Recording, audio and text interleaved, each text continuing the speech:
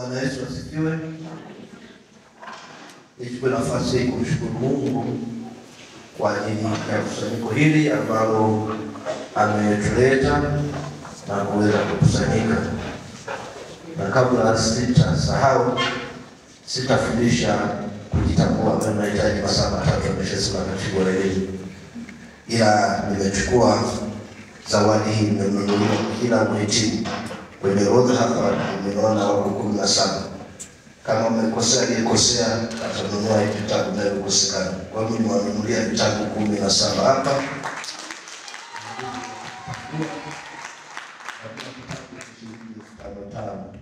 Nakabidhi mkuu wa shule atawagawia.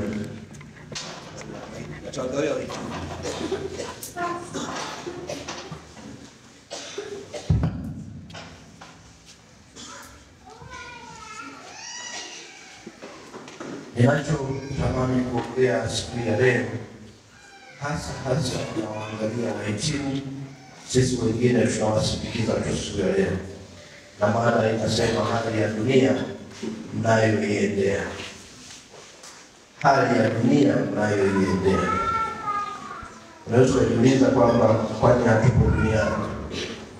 Kwani hatupo duniani? Hapo duniani, hapo seminari, mmefungiwa mahali fulani. Hapo duniani, mpo nyumbani, mmefungiwa nyumbani. Lakini siku ya leo mnaiendea dunia ya aina fulani. Na tunafanya mahafali hii wakati ambapo kasi ya mabadiliko ya dunia ni kubwa sana. Kasi ya mabadiliko ya dunia ni kubwa sana. Wakati wa Pasaka tulikuwa naongea na wanafunzi wa vyuo vikuu kama 900 hivi pale Mbeya, ambao unaweza kufikiri kwamba kwa level waliofika unaweza kufikiri kwamba kasi haiwahusu. Lakini ukweli nao niliwaambia kasi ya mabadiliko ni kubwa sana kuliko uwezo wao wa kuishika. Utaona kadri inavyoendelea. Na kwa sababu kasi ni kubwa, wanajaribu kukimbizana na kasi. Wanajaribu sana kukimbizana na hiyo kasi, lakini huwa haina mwelekeo, haina direction. Sasa katika kasi hiyo ukiangalia utakuta vijana ambao wanajiita .com lazima watahitaji wazee wanaoitwa BBC, born before computer. Kwa sababu vijana wanakimbia, hawana direction. Wazee wanakuja nyuma, wanaijua njia. Kwa hiyo hivi vizazi viwili vikipatana, tumefaulu. Lakini vinginevyo inakuwa hali ngumu sana. Tunaishi kwenye kizazi cha kina Nabii Danieli, sio cha kina Nabii Yona. Cha kina Nabii Danieli, sio cha kina Nabii Yona. Kusoma kitabu cha Danieli mlango wa 4 mstari wa 11. Baada ya Mungu kuwasamehe watu wa Ninawi na Danieli kukasirika, pale mwishoni Mungu anamueleza Ninawi ni watu wa namna gani. Anasema, mimi uliona nisiwaonee huruma hao watu wa Ninawi, nafsi hizi 120,000 ambao hawawezi kupambanua kati ya mkono wao wa kushoto na mkono wao wa kulia. Hasa ndio maana niliweza kuwasamehe.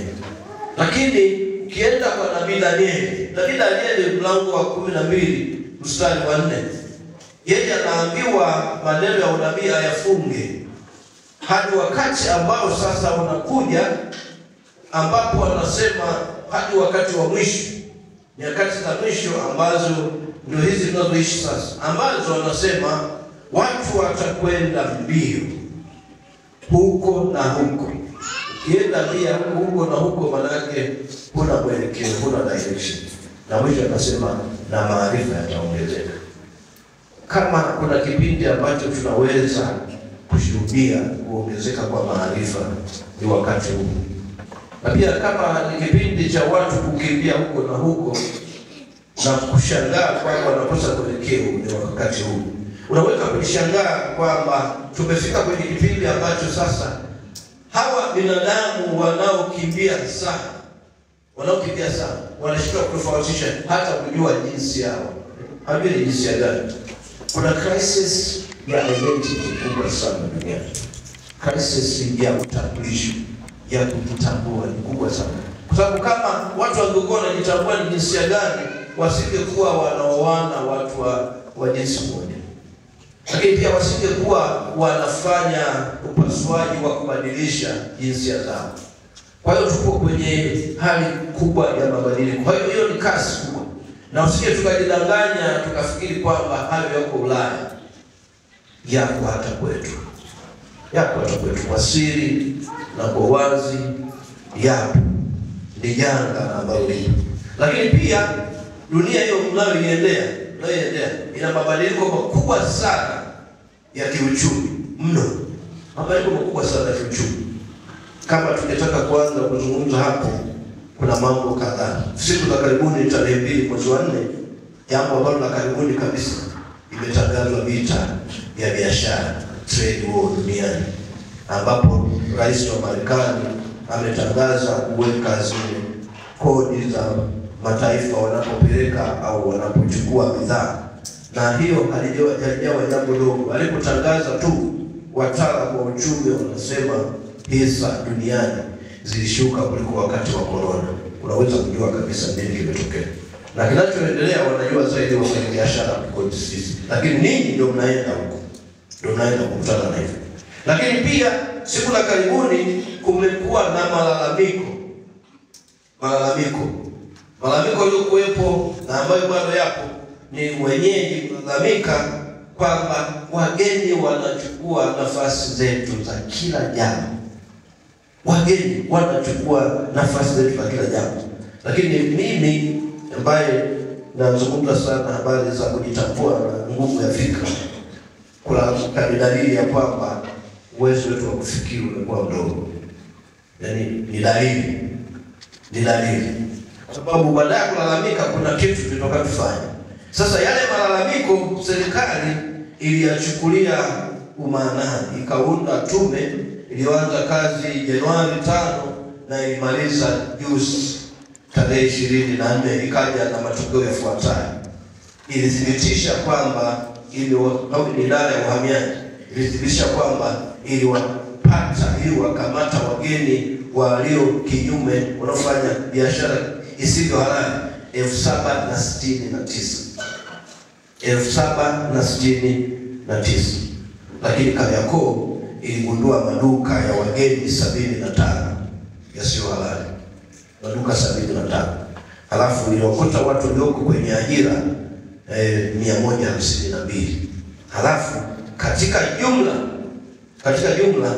ilikuta kwamba 97% ya wageni ndio wanaofanya biashara ndogo, ndio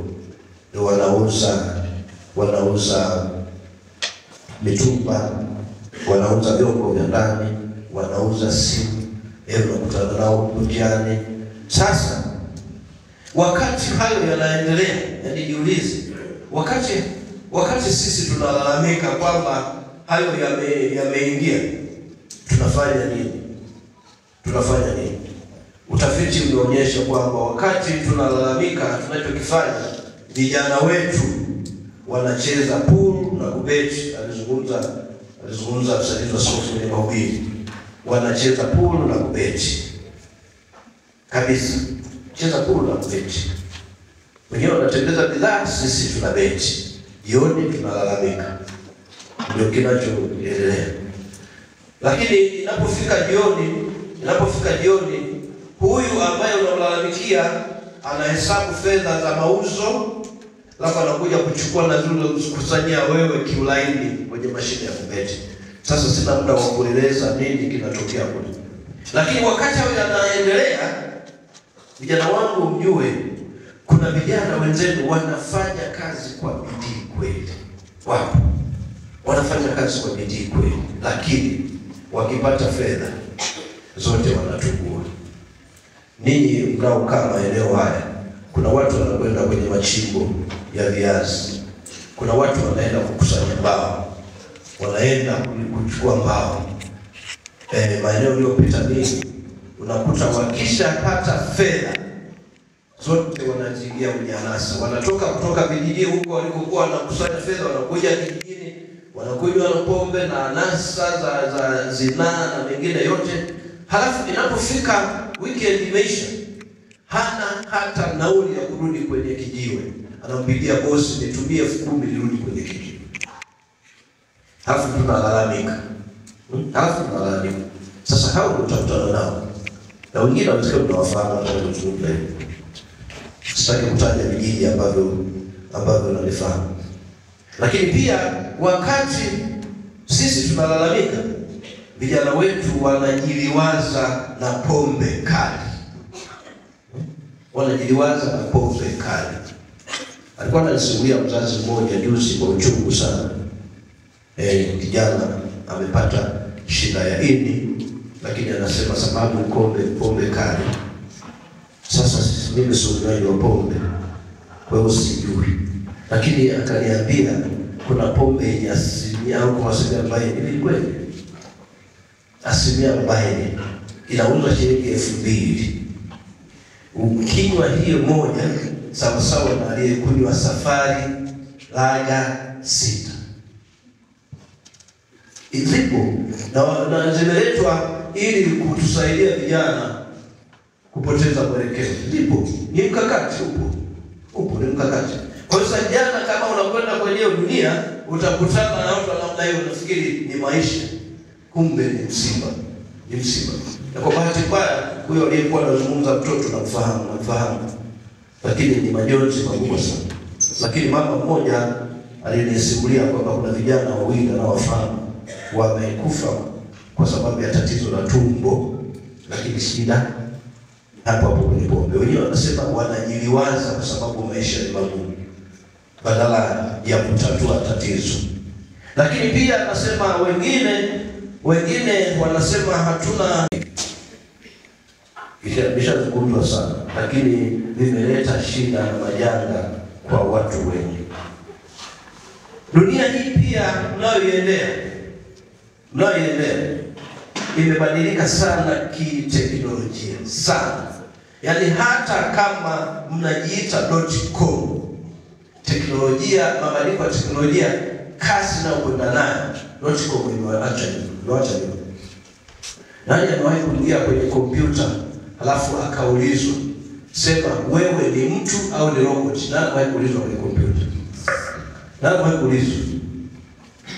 Wewe unayeingia kwenye mtandao ni mtu au robot? Anayekuuliza ni nani? Halafu ulijibu nini? Ulijibu kwamba ni mtu. Matokeo ukijibu ni mtu, madhara yake ni nini? Na ukijibu ni robot, madhara yake ni nini? Hujui. Wewe unajibu mimi ni mtu. Lakini kuna teknolojia ya AI, artificial intelligence, akili mnemba, au kwa sasa hivi wanaita akili unde, akili mnemba, artificial intelligence. Sasa jana, kwa sababu mimi ninasoma kwa hayo na ninazungumza nasoma. Sasa jana mwanafunzi wangu mmoja yeye alianza kusoma mwaka jana, akanirushia majadiliano. Wanasema kwa njia ya artificial intelligence ndio hao wanaokuuliza. Na anasema kwenye mtandao wowote, grupu lolote, kama mko 39, yupo 40 asiyeonekana. Sio usalama wa taifa. Sio kafikiri wale wasioonekana. Mimi nazungumzia mtandao. Yupo asiyeonekana na ambaye anachukua taarifa zako zote na hamna siri yote. Mwalimu wangu wa akili mnemba na afya ya akili, Dr. Kweka wa Muhimbili, asema yeye amesoma kiasi kwamba hata ukifuta, ndio jana wanasema nimeangalia mai fulani umefuta, asema hata umefuta kwenye kompyuta yeye anaona. Alikuwa anaambia jana chuo kikuu tupo kwa Mbeya, sasa anaona. Sasa wanakuambia kwa jinsi hiyo, yani huna siri yoyote. Yaani usalama wako, anasema usalama wako ishi kama inavyotakiwa kuishi, na kwenye mtandao ingia kama inavyotakiwa kuingia. Usije ukafanya vitu vingine. Na sasa hii teknolojia miezi 4-5 iliyopita haikuwa kwenye kasi ya leo. Hii miezi 4-5 haikuwa kwenye kasi ya leo. Haikuwepo. Lakini sasa hivi kasi yake ni kubwa sana. Kwa sababu wanakuambia inakoelekea imetengenezwa na binadamu, lakini uwezo wa teknolojia hii umeshaanza kumpita mwanadamu. Na wenyewe wanasema tumetengeneza ili iwe na ufanisi kuliko mwanadamu, kwa sababu vijana wetu ufanisi uko chini, uaminifu uko chini, hii haiibi, hii haichoki. Anasema ukiingiza kiwandani nafanya masaa yote, haizili, haifanyi nini, wala haigomi, wala haiombi kuongezwa mshahara. Ndipo wanavyoielezea. Lakini muda sio mrefu wanasema itaanza kujitengeneza yenyewe bila kuamriwa na wewe uliyetengeneza. Itaanza kujitengeneza yenyewe. Na ikianza kujitengeneza yenyewe, kitakachoanza kutokea, itaanza kumtoa mwanadamu kwenye mfumo. Lakini pia wanasema tunakoelekea, kwa sababu wapo tayari ambao wanauza sura zao. Walikuwa wananiambia mtu mmoja juzi, anasema unaruhusiwa kuuza sura wakaikopi. Kwa hiyo njiani ukafikiri umekutana na askofu Fyawango, kumbe umekutana na Fyawango yeye ambaye ni artificial intelligence. Tunasema sasa huyu ni yeye au sio yeye? Kwa hiyo tunasema tunapoelekea tutaanza kutoamini kitu chochote. Lakini pia zitaweza kujenerate taarifa ambazo ni vigumu kusema ni uongo au kusema ni ukweli. Na zitakwenda kwenye maeneo yote, zitakwenda mpaka kwenye dini, mpaka kwenye dini. Alikuwa anatuambia mwalimu mmoja juzi wa Injili, anayefundisha mambo ya uinjilisti. Anasema kuna mtu alikuwa anamhoji mtu maswali, akashangaa anamuuliza maswali mengi zaidi kuliko yeye. Kumbe ameweka program ya AI hapo ameificha.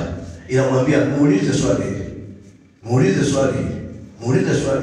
Sasa jamaa akashangaa, mbona ninazidiwa? Mimi naifundisha, mbona ninazidiwa? Hapo akamwambia sikuwa mimi. Yeye ilikuwa inakuuliza maswali. Sasa ni hivyo vitu unaweza kufikiri kwamba viko mbali sana na mengine mengi, lakini China imeshachukua maamuzi. Nashukuru mkuu wa shule habari za kusisitiza kufunga kompyuta. China imechukua maamuzi kuanzia tarehe 1 mwezi Septemba, somo la AI, hiyo artificial intelligence, akili mnemba, ni la lazima kwa shule zote kuanzia tarehe 1 mwezi Septemba, kuanzia umri wa miaka 6. Sasa miaka 6 yuko kuanzia umri wa miaka 6 ni somo la lazima. Juzi Iran imeendesha semina ya watoto milioni 1 kuwafundisha hii AI kuanzia miaka 7 mpaka miaka 15. Sasa ndio maana nakwambia kasi yake haina muda. Lakini Tanzania kwenye taarifa habari ya siku 4 zilizopita TBC walikuwa wanajadili AI inavyoweza kuvuruga uchaguzi. Unaizungumza inavyoweza kuvuruga uchaguzi. Hasa kwa sababu mtu ataweza kuingia akatengeneza kopi ya mgombea fulani, akamwekea maneno akiwaambia wananchi kwamba ninyi kwanza siwapendi. Halafu ikasambaa mpaka utakapokuja kusema sio mimi, wakati kila mtu anajua ni wewe, umeshaharibikiwa.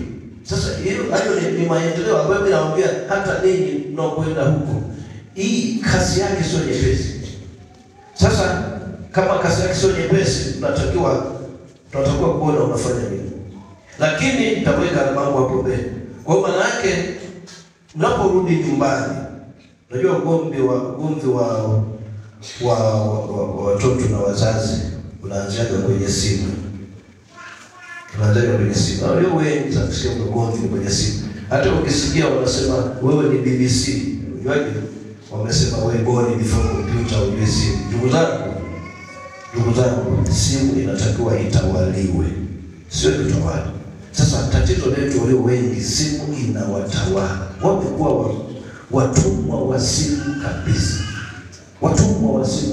Hebu usiwe mtumwa wa simu.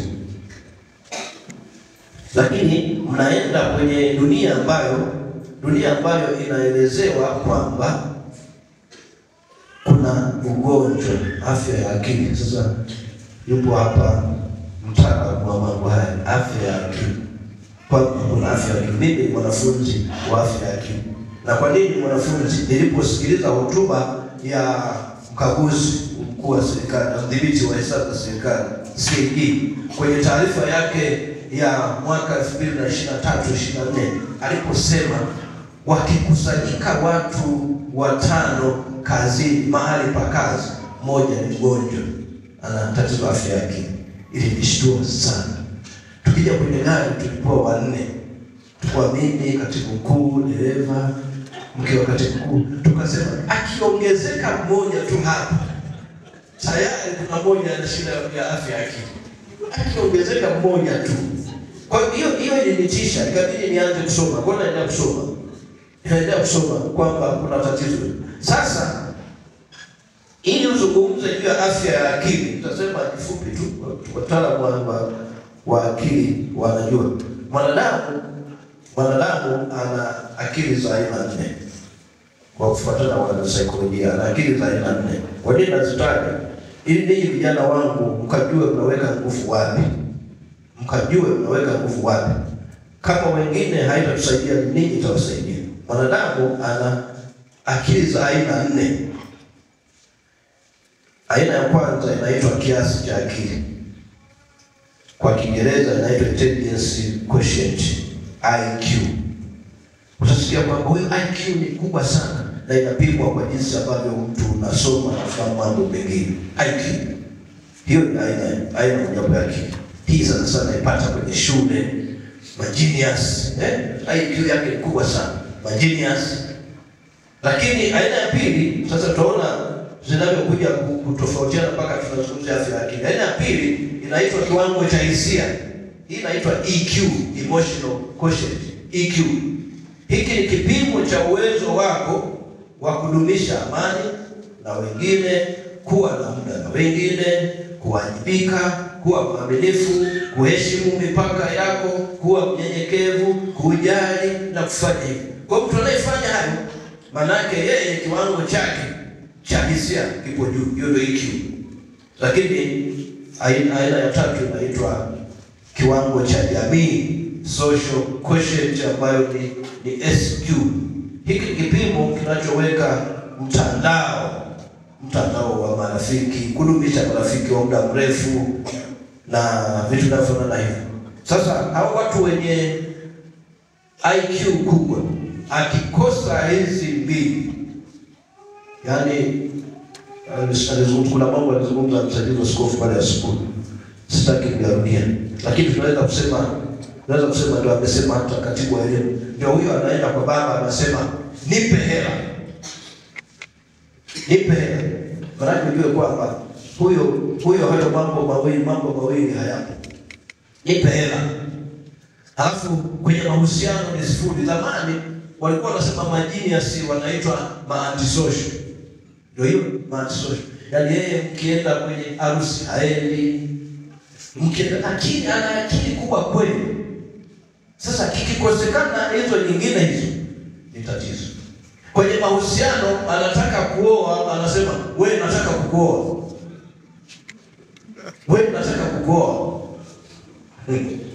Yaani hata diplomasia hana, kwa sababu ana IQ ya darasani kubwa, lakini hii EQ na SQ ya jamii na ya hisia zinakuwa zimepungua. Na kwa bahati mbaya vyuo na shule mara nyingi unakuta vinafundisha zaidi IQ, kwa bahati mbaya. Lakini nilichokuwa nakisema katibu wa elimu hapa, wazazi nyumbani ndio mahali pa kwanza pa kufundisha hiyo mambo mengine. Wewe unaishije na mwenzako? Wewe unaishi, mbona wewe kusaidia jirani? Ndio hiyo elimu yenyewe. Na sasa wewe unasema mnanipotezea muda. Aina ya 4 inaitwa AQ, ni kiasi cha matatizo ambayo inaitwa adaptability quotient. Kiasi ambacho mtu anaweza kuchukuliana na matatizo, kupima uwezo wa kupitia magumu na kuyashinda.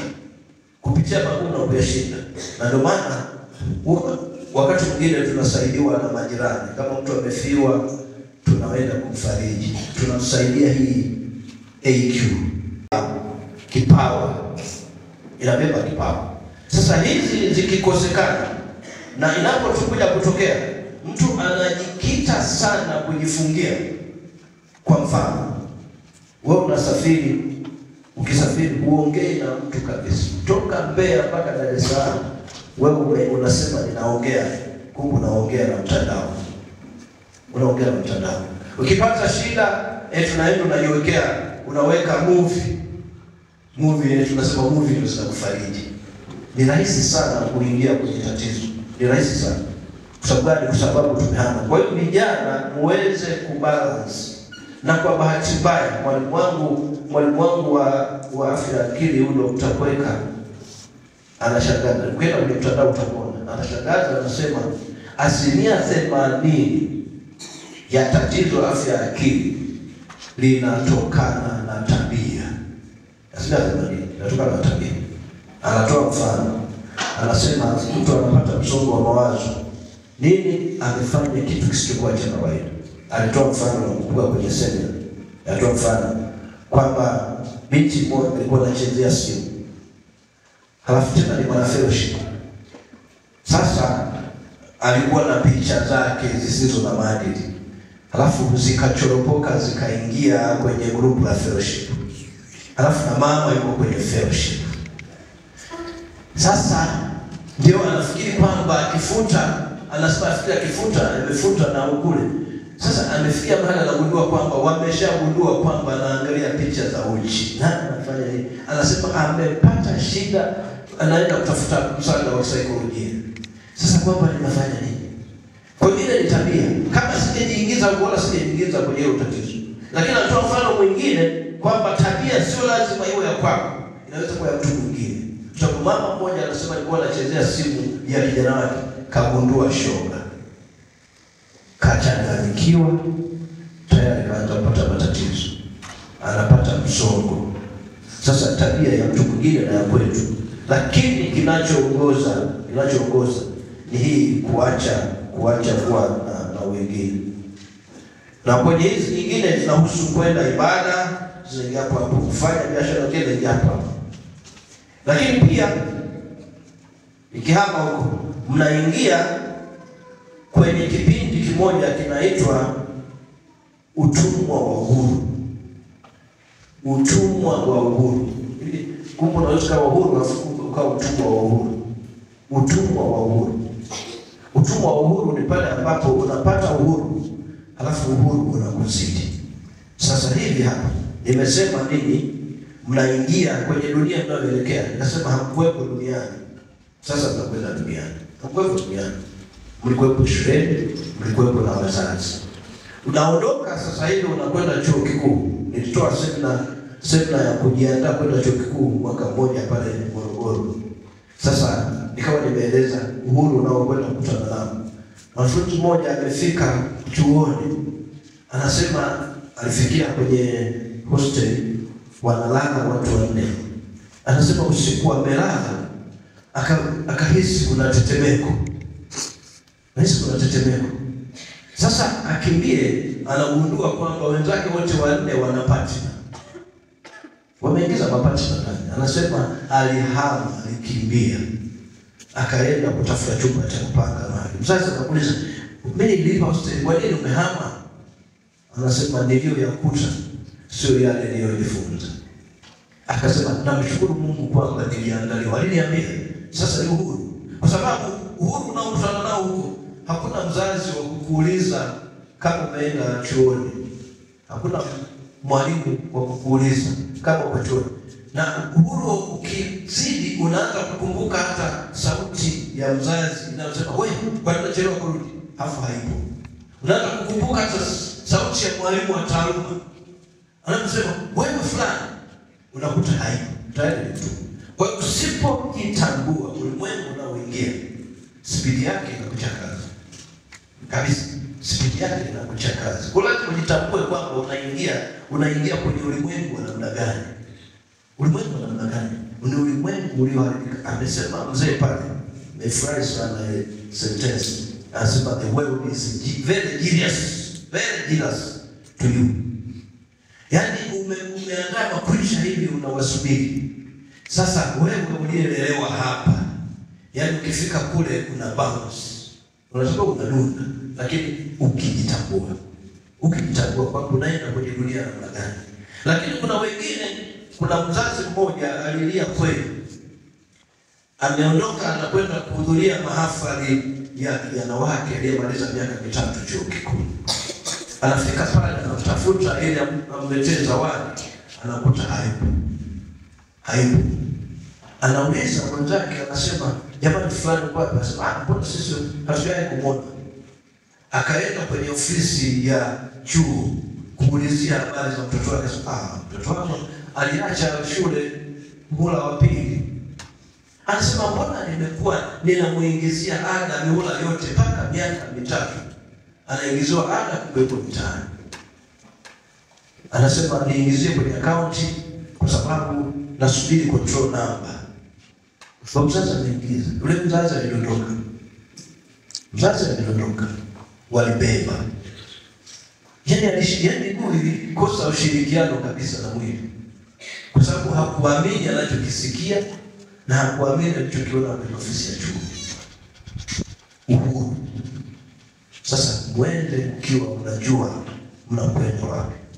Lakini pia mnaingia kwenye dunia ambayo wanasema kuna hofu ya ajira.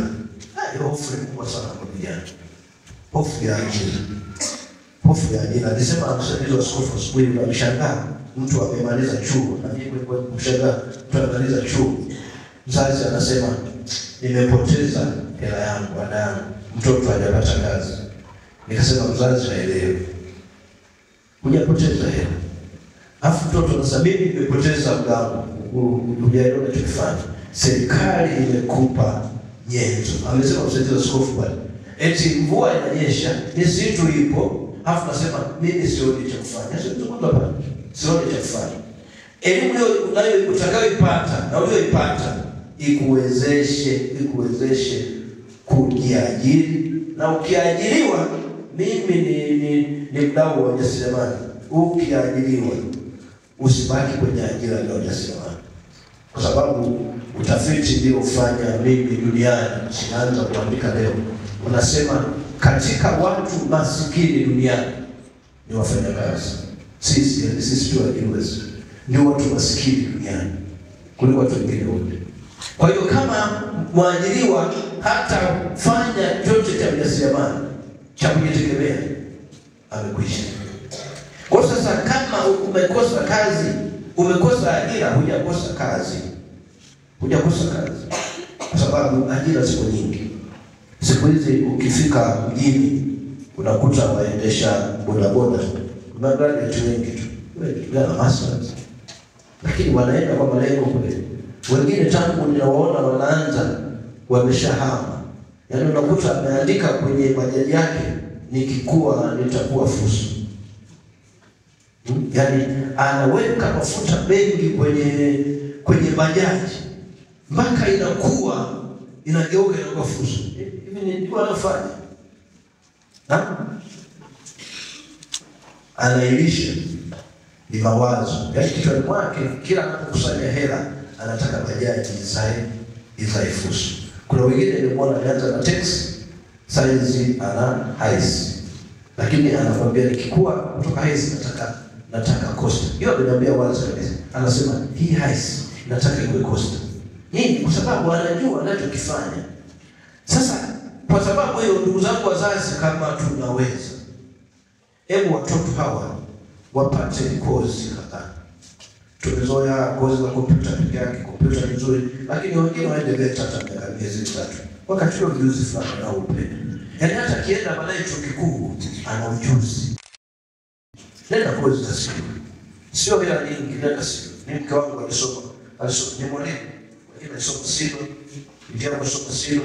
Siku hizo wanafanya mchakato wa chakula, food process. Kwa hiyo wapate kitu fulani. Lakini nilionana na kijana mmoja pale Dodoma, anaweza chuo kikuu, yeye amaliza chuo kikuu, kaenda VETA, kasoma mambo ya design, anatengeneza kwenye welding vitu vizuri kuliko hapa hajaenda shule. Hebu watumie mambo kama hayo. Mwisho, Ndugu zangu, binti zangu na vijana wangu, ili kati yenu nani mtoto wa kwanza? Nani Facebook? Facebook kwa ngapi? Sawa. Facebook mna kazi kubwa, lakini kuna kitu nataka kuangalia. Kama Facebook ni nini, ni wazazi, ni watoto wa uzazi, wa kizazi kipi?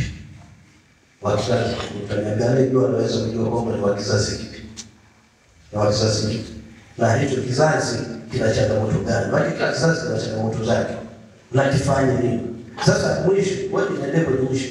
Msipoangalia, msipojitambua, yule dada wa kazi pale nyumbani anaandaliwa kuwa mke mzuri wa mtu. Yule kijana wa kazi pale nyumbani anaandaliwa kuwa mume mzuri wa mtu, wakati wewe huandaliwi. Yule dada wa kazi pale nyumbani anaandaliwa kuwa mlezi mzuri wa watoto wake, ndio anayeachiwa kulea watoto, ananyesha. Wewe unataka ndio atanyesha, asema pale alimsaidia kufa asubuhi. Wewe kila kitu, dada. Fikiri kwamba unafaidi. Alafu dada akifanya unaenda kuangalia TV. Dada atakapotoka pale anaenda kujiajiri. Sisi tumekuwa pale nyumbani, dada wa kazi, yani anajua dawa zote za chai zote, na anaweza kufungua mashamba kabisa. Kwa hiyo ikifika wakati wa likizo, tunampa likizo, tunakabidhi mabanda watoto, tunakabidhi jiko watoto. Na mfahamu Marumu anakupikia keki na kupamba. Sasa soma tubaza fufu. Anakupikia keki na kupamba. Nini? Dada wa kazi anaondoka, yeye anafanya na dada yake sasa hizi. Anapika keki na kupamba. Naondoka kwa shambani, narudi wale amepika. Ila akipika mara ya kwanza, mzazi usije usema umepika wali gani? Yani hata kama umeiva unakula, unaambia ninashukuru sana mwanangu, safari ijayo ongeza maji. Alafu naweza kujitambua, tutajikuta tunakuwa kizazi cha ajabu sana, lakini fursa tulizonazo ni nyingi. Kwa hiyo ndugu zangu wazazi, tusaidie sana hawa watoto wetu, lakini pia tujiangalie na sisi kabisa. Tujiangalie na sisi. Sisi tunawalea hawa kama tulivyolelewa sisi, au kuna wale fulani pale katika. Nilikuwa nazungumza na kijana chuo kikuu wakati wa wiki ya Pasaka, nikawa nashuhudia jinsi ambavyo wazazi wengine walitusaidia hata tunapoingia kwenye mahusiano, tunataka kuoa, waliotuelekeza. Mmoja aliopoka kule akasema, hao wazazi hawapo. Akatushtaki sisi wazazi. Na mambo haya ninayoyazungumza hapa, hizi changamoto hizi, mahali pa kutatua changamoto hizi sio chuoni, ni kwenye familia. Sio chuoni, ni kwenye familia. Mahali pa kutatua ni familia. Kwa sababu chuo na shule hivi nilivyo ni 20% tu. 80% nimepata kutoka kwenye familia. Kwa hiyo tuna wajibu mkubwa sana. Watu sio wanasema siku hizi kanisa, siku hizi sijui serikali, sijui shule. Ni hapa nyumbani. Tuanze kufanya mabadiliko nyumbani, tutaokoa taifa hili. Mungu awabariki sana. Amen.